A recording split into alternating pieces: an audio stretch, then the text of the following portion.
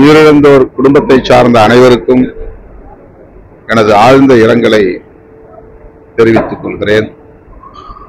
உயிருக்கு போராடும் மற்றவர்களை காப்பாற்ற வேண்டும், அவர்களுக்கு உயர் சிகிச்சை அளிக்க வேண்டும், அனைத்து கட்டமைப்பு வசதிகளும் உள்ள மருத்துவமனைகளில் அவர்களை சேர்த்து தேவையான சிகிச்சையை அளிக்க வேண்டும் என்று வேண்டுகோள் விடுக்கிறேன். உயிரிழந்த குடும்பத்திற்கு தலா 10 லட்சமும் காயமடைந்தவர்களுக்கு தலா 1 லட்சமும் தமிழ்நாடு அரசு இழப்பீடாக அறிவித்திருக்கிறது.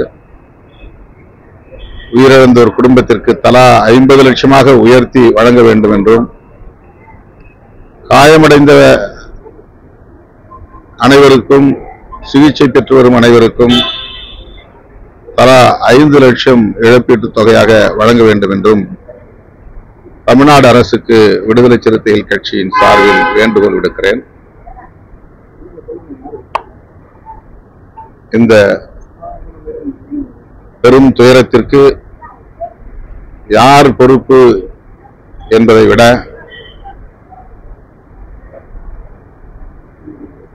உயிருக்கு போராடுகிறவர்களை உடனடியாக காப்பாற்ற வேண்டும் என்பதிலே கவனம் செலுத்த வேண்டும்.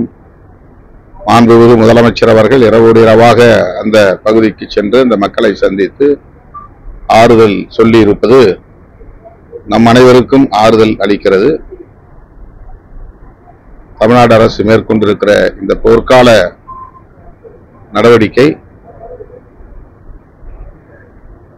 பாதிக்கப்பட்ட அனைவருக்கும் ஆறுதல் அளிக்கக்கூடியதாக அமைந்திருப்பது வரவேற்புக்குரியது. அரசியல் கட்சி தலைவர்ங்கிறத தாண்டி ஒரு நடிகர் அப்படிங்கிறதுனால பொதுமக்கள் நிறைய பேர் ஆர்வம் பார்க்க போறாங்க. பொதுமக்களுக்கு நீங்க என்ன சொல்லுவீங்க? கட்டுக்கடங்காத கூட்டம் இந்த சம்பவத்தோட காரணமா இருக்கு.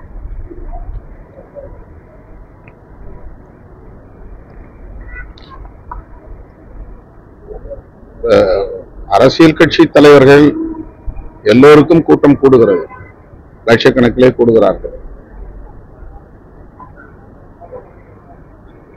ஆனால் இந்த கூட்டத்தில் அறுதி பெரும்பான்மையாக இளைஞர்கள் இருக்கிறார்கள். இளைஞர்கள் பாதுகாப்பு பற்றிய எந்த விழிப்புணர்வும் இல்லாதவர்களாக இருக்கிறார்கள். ஆர்வ மிகுதியால் அவர்கள் நெருக்கி அடித்துக் கொண்டு விஜய் இருக்கிற இடத்தை நோக்கி நகர்கிறார்கள். இதனால் ஏற்படுகிற நெரிசல் இந்த பாதிப்பை ஏற்படுத்தியிருக்கிறது. ஆகவே இது போன்ற நிகழ்வுகளை ஒருங்கிணைக்கக்கூடிய தலைவர்கள் அவர்களின் பாதுகாப்பையும் கவனத்தில் கொண்டு அதற்கு ஏற்ப நேரம், இடம், உரையின் கால அளவு ஆகியவற்றை தீர்மானிக்க வேண்டும். ஒரு இடத்திற்கு செல்ல 1 மணி நேரம் தாமதமானால் மேலும் மேலும் அந்த இடத்தை நோக்கி மக்கள் கூடுகிற போது கடுமையான நெரிசலை அது இன்னும் உருவாக்கக்கூடியதாக அமைந்து விடுகிறது. எனவே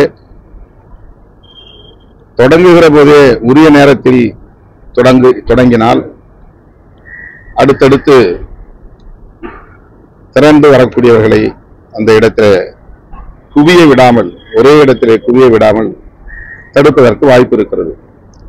கடந்த 30 ஆண்டுகளில் இதுபோல லட்சக்கணக்கானவரை திரட்டி பேரணி நடத்தியிருக்கிறோம், மாநாடு நடத்தியிருக்கிறோம். நமக்குத்தான் தெரியும் எவ்வளவு மக்கள் வருகிறார்கள் என்று. காவல்துறையினருக்கு அது யூகத்தின் அடிப்படையிலே தீர்மானிக்க முடியாது. நாம் சொல்லுகிற அளவுக்கு ஏற்ப அவர்கள் இடத்தை ஒதுக்குவார்கள், பாதுகாப்பை தருவார்கள்.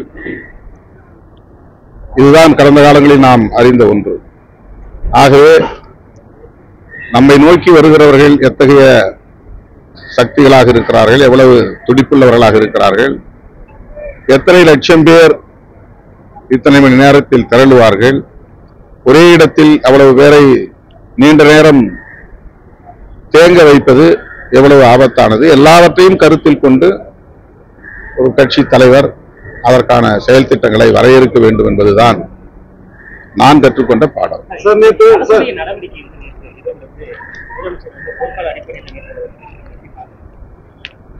இரவோடு இரவாக அவர் அங்கே போயிருப்பது மிகப்பெரிய அளவிலே ஆறுதலை அளிக்கிறது. அமைச்சர்கள் பலரும் இங்கே களத்தில் நிற்கிறார்கள். பாதிக்கப்பட்டோருக்கு ஆறுதல் வழங்குகிறார்கள். இந்த நடவடிக்கை பாராட்டுதலுக்குரியது. நேற்று டிஜிபி சார் பேசும்போது 10,000 பேர் கூடுவாங்கன்னு தான் அவங்க சொல்லியிருந்தாங்க. அதை விட கொஞ்சம் அதிகமா கூடலாம் நாங்கள் எதிர்பார்த்தோம். 500 பேர் போலீஸ் பாதுகாப்பு போட்டுருந்தோம் அப்படின்னு சொல்றாங்க. பொதுவாக விஜயுடைய இந்த பிரச்சாரத்துக்கு பல்லாயிரக்கணக்கான இளைஞர்கள் மக்கள் வராங்க. அப்படி இருக்கும்போது 500 பேருங்கிறது சரியான ஒரு இதுவா, அது ஒரு பாதுகாப்பு குறைபாடு காவல்துறையில் ஏற்பட்டது. இப்ப ரொம்ப துயரத்தை நாம் உறைந்து கிடக்கிற போது இவர்தான் காரணம் அவர்தான் காரணம் என்று குற்றம் சுமத்துவது, அந்த பாணியிலே பேசுவது என்பது ஏற்புடையதாக நான் கருதவில்லை.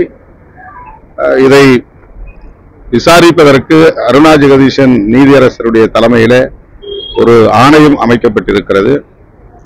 ஆகவே என்ன பிரச்சனைகள், இந்த பாதிப்புக்கு பின்னணி காரணங்கள் என்ன என்பது குறித்து அந்த ஆணையம் விரிவாக விசாரணை நடத்தும் என்று நான் நம்புகிறேன். அந்த அறிக்கையை அடிப்படையாக கொண்டு பின்வரும் காலங்களில் இதுபோன்ற பாதிப்புகள் ஏற்படாத வகையில காவல்துறையினர் உரிய நடவடிக்கைகளை மேற்கொள்ள வேண்டும். இப்படியெல்லாம் பாதிப்பு ஏற்பட்டுவிடக் கூடாது என்கிற அடிப்படையில் தான் காவல்துறையினர் சில நிபந்தனைகளை நமக்கு வழங்குகிறார்கள். அந்த நிபந்தனைகளுக்கு உட்பட்டு நாம் செயல்படுகிற போது ஓரளவுக்காவது பாதிப்புகள் நேராமல் தவிர்க்க முடியும். தொடக்கத்தில் நாங்களும் காவல்துறையினருக்கு எதிராக பேசியிருக்கிறோம். ஆனால் இதுபோன்ற பெரும் திரளை திரட்டுகிற போது காவல்துறையினருக்கு நாம் ஒத்துழைப்பு கொடுக்க வேண்டியது கட்டாயமானது என்பதை உணர்ந்திருக்கிறோம். ஆகவே இதிலே பாதுகாப்பு வழங்குவதற்கு காவல்துறை தவறிவிட்டது என்று நாம் போகிற போக்கிலே சொல்லிவிட முடியாது.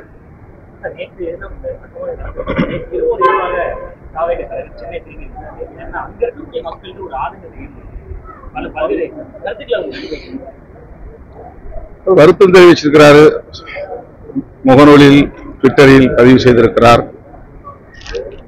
அவர் மீண்டும் அந்த மக்களை சந்திக்க செல்வார் என்று நான் நம்புகிறேன்.